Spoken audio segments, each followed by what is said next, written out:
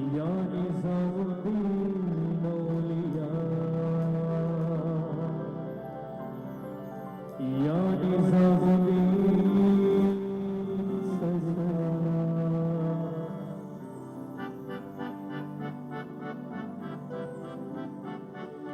कदम बढ़ा ले खदों को मिटा ले, आजा खाली पल में पीता घर पे, तेरे बिन खाली आजा खाली पल में, तेरे बिन खाली आजा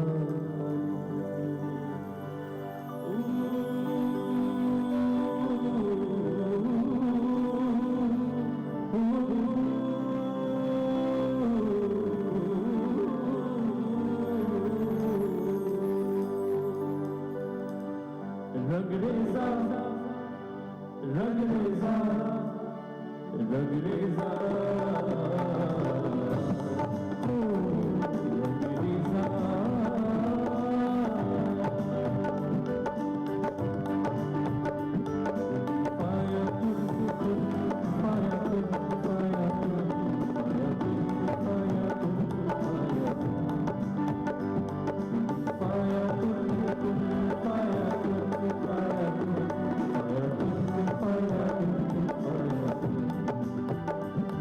जब कहीं पे कुछ नहीं भी नहीं था, वही था वही था वही था वही था, जब कहीं पे कुछ नहीं भी नहीं था, वही था वही था वही था वही था, जो मुझ में समाया वो जो कुछ में समाया, बोला वही कहीं आया,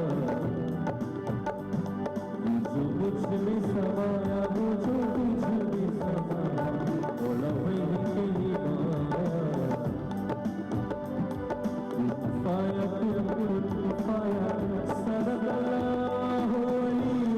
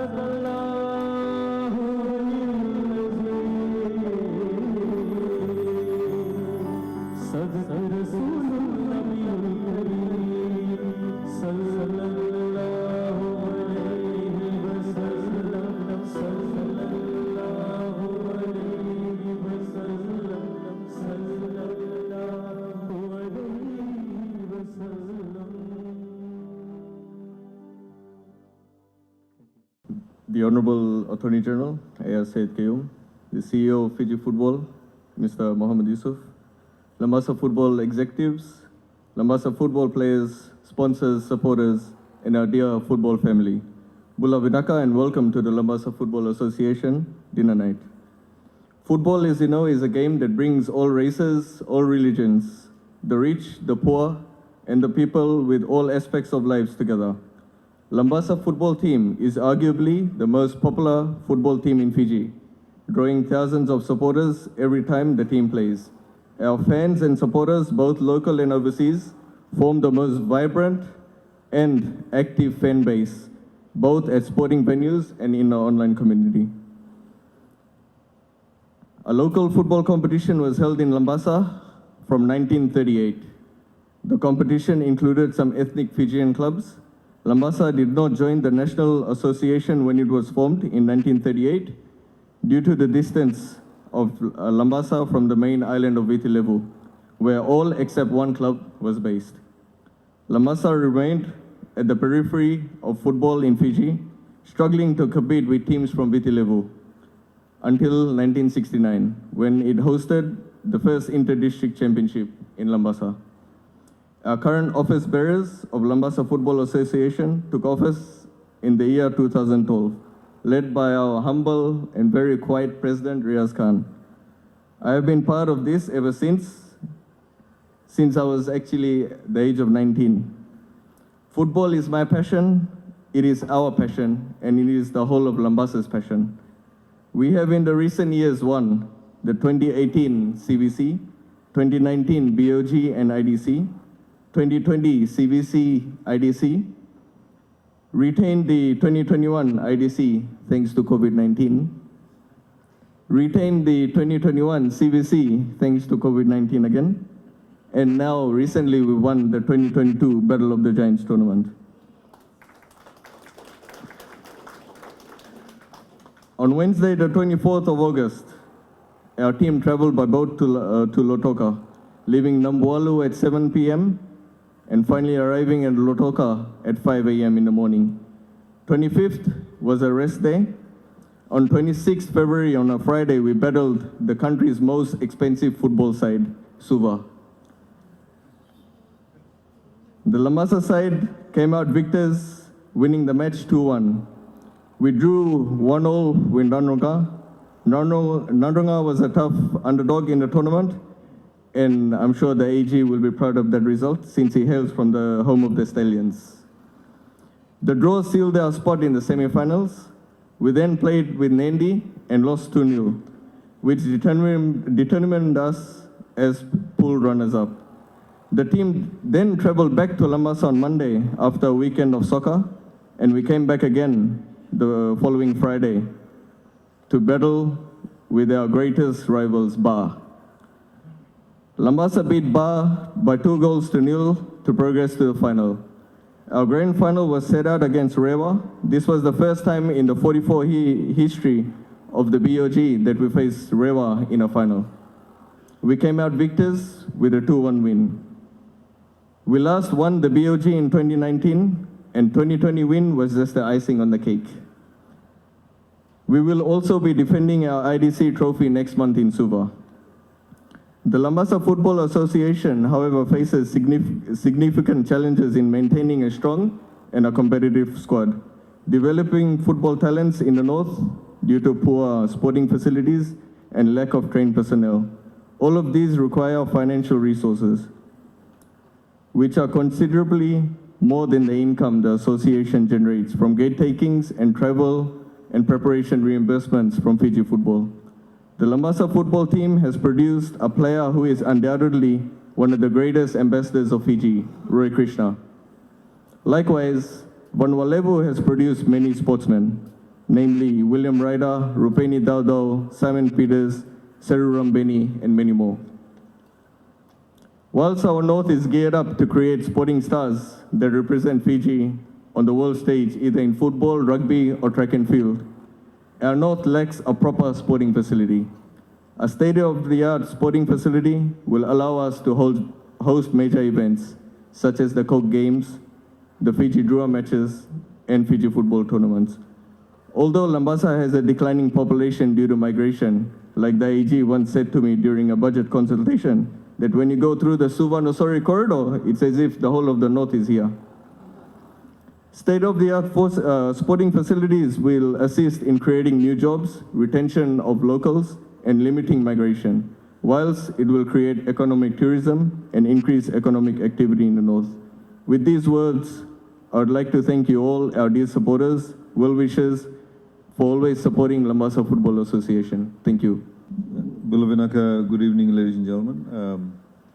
I'd like to acknowledge all the officials of the Lambasa football team, the management, and of course, the Fiji Football Association also. I've never been to a celebration where people are so quiet. When I walked in, the music was really low and nobody's laughing or talking. We were here last week in the same room and Bandish was actually playing here. Very, very lively, so I hope it actually picks up. Ladies and gentlemen, I do not intend to make a long speech, but of course, firstly congratulate Lambasa for their victory. And I think as was highlighted by Hamza that there are numerous challenges faced by teams that are outside or based outside Vitilevu because of various cost issues, various logistical issues, and of course the traveling distances. The fact that you have a team that has to travel by boat to come to Lautoka, take that many hours, leave at 7 p.m. and arrive at 5 a.m. the next day. The ideal thing would be to fly from Lambasa to Nandi, then just simply go down from Nandi to Lautoka. But these things are cost prohibitive. And it is within sort of the limited means that the team, the management has to function, has to bring everybody across, including, of course, all the players. So we appreciate that, and I think what really should be appreciated is the fan base, as has been highlighted, because without the fan base, you do not necessarily get the mileage, you do not necessarily get the support. All of you are here today because the occasion is also not just to celebrate, but also to support the team, raise funds for your next tournament, and indeed for the future. Government, as you know, has been putting a lot of emphasis on sports. Again, as has been highlighted, sports does, in particular for rugby, as you've seen, many players in the rugby field, professional players, whether they're based in UK or they're based in France or Japan or various other countries. Football, of course, the most well-known export has been Roy Krishna, earning quite handsomely. And there's obviously the potential for others to do the same too. And we have, we've started off things like zero rating duty on sporting equipment, bringing down duty. I remember when we were looking at all the tariff rates, used to be something like 32% duty on boots and other sporting equipments. Again, those things sort of made, getting to the sporting arena cost prohibitive.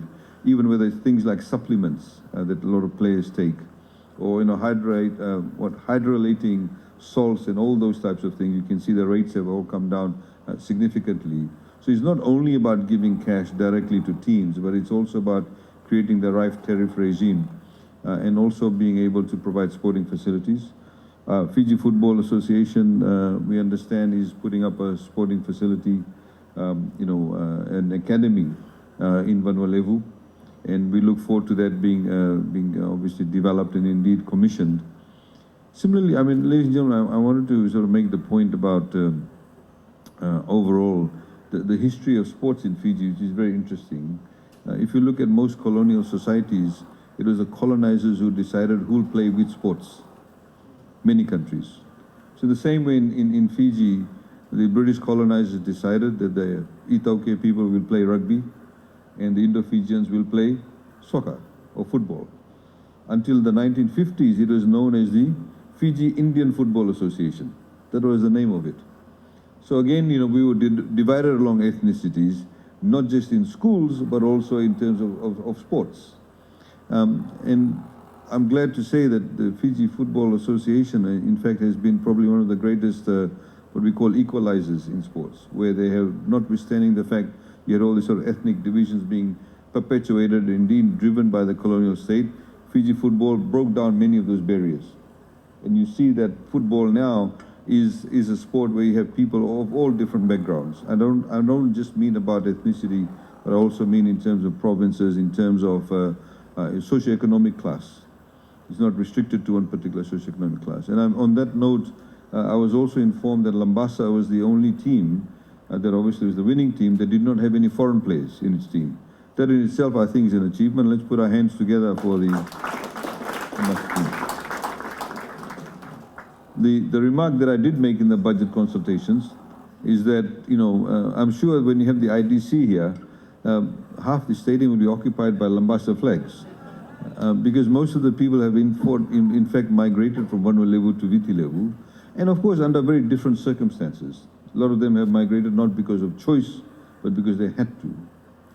We as a government have an objective to get more people to stay in Vanuatu, not just to stay, but send people from Vitilevu to Vanuatu. So there's a number of things happening. As you know, the Southern Cross cable, part of the pipe has landed in Savu-Savu. TFL will be laying a fiber optic cable from Lambasa to Senganga. Next year, the tenders have already gone out. I think they're awarding the tenders very soon. We have a number of incentives where we want to incentivize a number of businesses to get into Vanuatu. So I think Vanuatu has a lot of potential. The reason why I'm highlighting this is because it means also you can get more sponsorship. In the same way that we have a World Bank team that recently was in Vanuatu, we are looking at building a new airport altogether in Vanuatu, where you can have much bigger planes land, at least a 737 that can land in an area where later on you can have expansion of the runway too, which can service both Savu-Savu and Lambasa. And again, the reason I'm highlighting this, there's a lot of potential, economic potential growth for Vanuatu. All of this, of course, requires consistency and stability in policies, which I'm sure you all are aware of. So just on the horizon, any good entity, any good team, any good sort of company would always look into the future and strategically place themselves. So I'm just giving some food for thought to the Lambasa Football Association as to how they can strategically place themselves. Because if they tap into those who will come and participate in the Vanuatu economy, they can also become your sponsors. And if we have more people living in Vanuatu, of course, gives you a bigger fan base. And hopefully, people who may move from Ba and Suva, who may move to Vanuatu, they can start supporting Lambasa team and not stick with Ba and Lambasa. Interestingly enough, whilst some people have said that the population of Vanuatu has, of course, decreased over a number of years, but I was just looking at the number of registered voters. It's actually increased this time around compared to 2018. So there's still hope too. In that respect. Ladies and gentlemen, I would like to wish the team, congratulate the team once again. And I'm sure you brought a lot of pride to the people of Lambasa. I understand your celebrations a week or so ago. Congratulations also to the management. And thank you all of you for turning up here this evening and supporting the team. Naka, thank you. Naka, I got a bit surprised this evening, but nevertheless, I'll be moving the vote of thanks this evening, and it will be in two folds. Firstly, on behalf of the Lambasa Association, the Lambasa players and the Lambasa fans here tonight, I'd like to take this time to thank the Honorable Attorney General for gracing this occasion this evening. In spite of your busy schedule, sir, you still took time out to come and celebrate with us this evening. And it is our humble prayer that the good Lord will continue to bless you and your family. And on that note, I'd like to ask everyone seated here this evening to show our appreciation in the usual manner. Secondly, I'd like to take this time to thank everyone who came out in numbers today to come and support this special do, and also to celebrate the victory from our BOG. Thank you very much for coming out, and also it's our prayer that everyone will be richly blessed and you will continue to support Lambasa in the future. On that note, I'd like to ask everyone to show your self-appreciation in the usual manner. Navalu. समझते हैं सब बात कि प्यारी की तरह लड़खड़ाता हूँ रग में नशा मोहब्बत का है, मेरी रग रग में नशा मोहब्बत का है, मेरी रग रग में नशा मोहब्बत का है।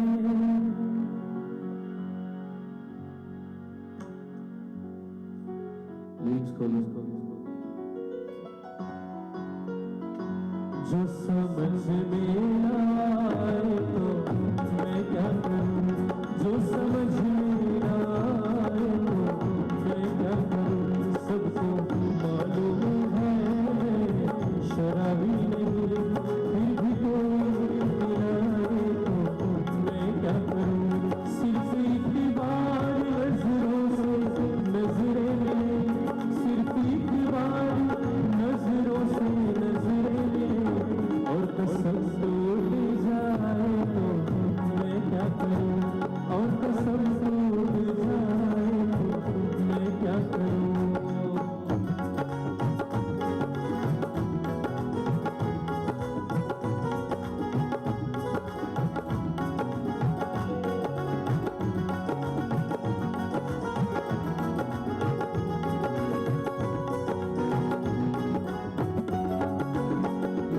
मुझको समझते हैं सब